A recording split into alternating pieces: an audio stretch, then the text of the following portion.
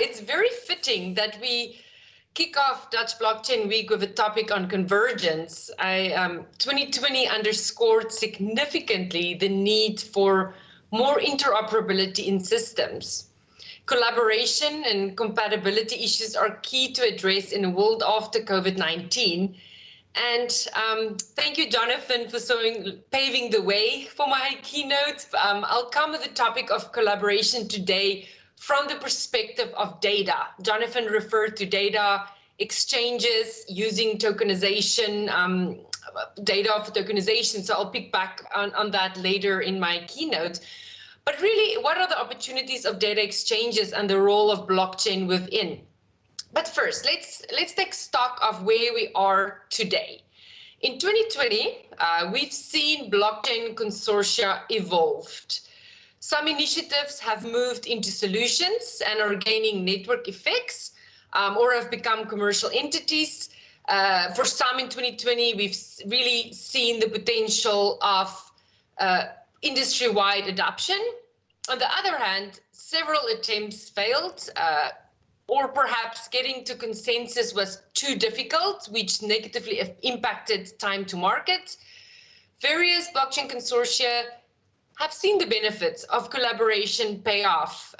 We're connecting disparate parties, they're creating cost savings or lowering their expense ratios. Or collaboration within blockchain have helped create new business lines or revenue streams. We've again this year come to understand that the challenge of convergence, it's not only a technology problem, it's actually more so a problem in terms of governance, data ownership, regulations, and commercial business models. Thus, convergence is never just a discussion about technological innovations and progress, but it's really a holistic discussion that should include governance, business, technical, and process. There's been a lot written and shared the last year around approaches and success factors as they relate to blockchain collaboration, right? So, I mean, anything from advice on how to become commercial entities, how to scale, interoperability frameworks, and so on and so on. The difficulties of scaling from proof of concept to these industry-wide solutions have emerged as a top area of exploration and, I would say, a topic of much debate. We're really still on an ongoing journey to explore and understand what makes for critical factors in successful and well-designed blockchain networks. At the World Economic Forum this year, we've published a number of great tools on blockchain collaboration. I mean, earlier this year, we launched a blockchain deployment toolkit. You should check that out. We've also published an interoperability framework, and then next week we will publish a paper on dispute resolution mechanisms. So as it relates to dispute resolution, it is pivotal that a blockchain network includes a component to manage the processes by which disputes among parties are properly settled, right? So the reality of having to deal with disputes in the blockchain network can be bridged by a well thought out dispute resolution model. Hence, look out for that white paper mid-December. But okay, so with all of that, all the progress made in 2020 within blockchain collaboration, what are the must-win opportunities to collaborate around in the year ahead? With the direction that blockchain technology is moving, we need to also come at it from the perspective of data. Underlying to all these collaborations are data. With the convergence of blockchain technology and other emerging technologies like AI, IoT, etc., we need to use data to empower innovation in the age of the fourth industrial revolution. And I mean, that's really when solutions and collaborations becomes most compelling. Data is what makes all of this possible, right? So we need better ways to unlock data. There's significant value in the reuse of data for public good. And it's critical to ensure that currently inaccessible data is available to solve key challenges such as optimizing responses to the COVID-19 pandemic. And for that reason, I'm talking today about collaboration and blockchain from the perspective of data and taking a closer look at the role of blockchain technology within such data exchanges. And sorry, when I say data exchanges, it's referring, to the ability to allow for the combination of data from personal, commercial, and government sources, right? And then also allowing for equitable allocation of value so that benefits can be realized by us all. Let me move to the next slide. So I think this slide really demonstrates the magnitude of the issue. Data impacts every company, regardless of industry or geography. You've heard that many times. There's a lot of data created each day, and at the current pace, and that pace is only accelerating, right, with the growth of IoT. However, this data is siloed. It is inaccessible beyond where the data is being housed, even within a specific jurisdiction or within a corporate silo. I mean, locked up. It has to do with a lot of complexities in the data ecosystem. It comes from regulatory barriers, business barriers, and others. But we know that a lot of the data can be helpful to make society a better place and have a lot of impact. Again, it's siloed, it's inaccessible, it's really just ordinary siloed de facto. You will also be familiar with data-related regulation and how it binds us. As an example, restrictions in data sharing cross-border, which could have enabled us to accelerate a solution for COVID, yet there's data regulatory restrictions. So what is really challenging is that we are entering a world where there's more and more potential for data privacy and sovereign-oriented regulation. And Jan was asking Jonathan about it as well, global tensions between countries, geopolitical dynamics, etc. So we're entering a world with more potential for data privacy and sovereign-oriented regulation. And for us to think about how we move data from place to place, a lot of times it feels like data is just tied up in an ever-tightening noose or complex web that is hard to disentangle from. At the forum, we are perceiving that there is a lot of desire by both society, by governments, civil society, private sector, and really by everyone in the ecosystem to access the data. Again, it can be used for social good, but the network within which it operates is extraordinarily complicated. And I'll share with you a quick few examples. These are all projects that the forum is investigating and playing a role in. To the left top, agriculture. We know, for example, that within agriculture, the data on crop yield is often not synthesized or immediately available or accessible beyond the immediate jurisdiction of that immediate environment of the municipality. Imagine if you have the ability to roll up data on crop yield at a national level and share that across borders. You'll have a lot of information about weather patterns, etc., and things that affect the nature of the agricultural business. Oceans.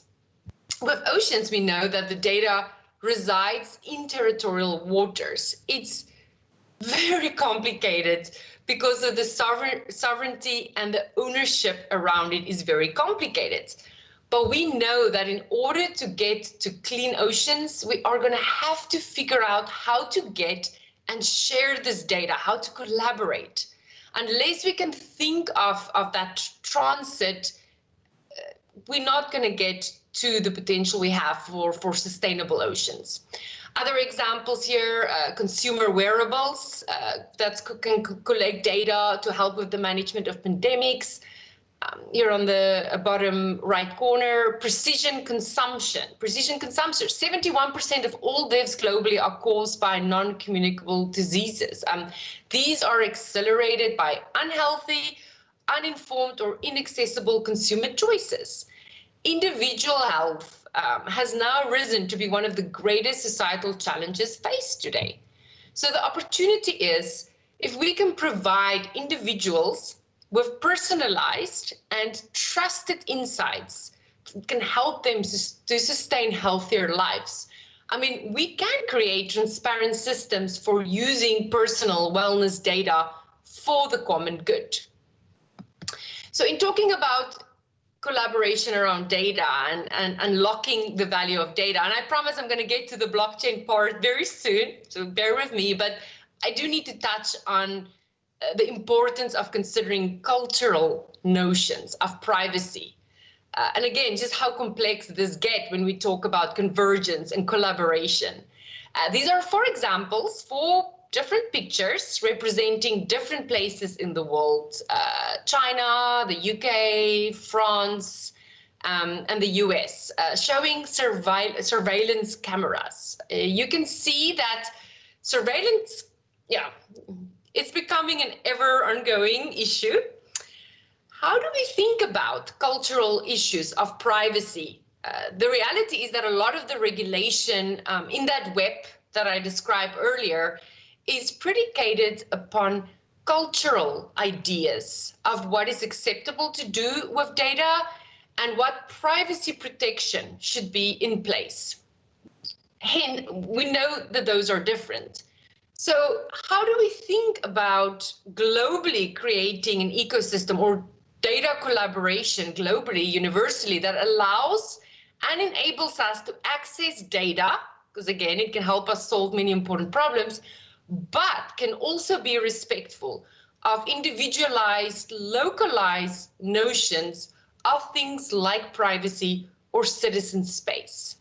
Now, this is where it gets really interesting for us blockchain practitioners to really look at the opportunities. And let me try and move my slide. Sorry. For some reason it's not moving. Let me try that. Okay. So this is where it gets really interesting for us blockchain practitioners to look at the opportunities that blockchain technology offers here.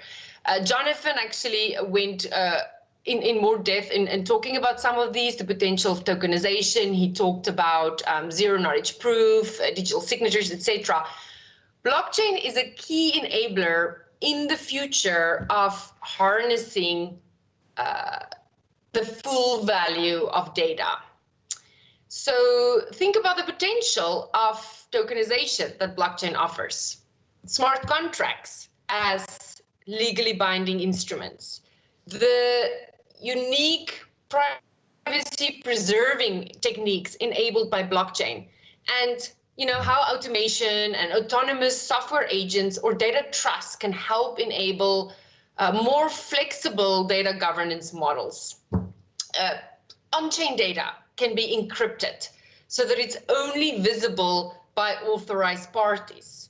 When organizations deploy a blockchain solution, they have real flexibility to ensure it addresses both accessing data and data protection and privacy concerns.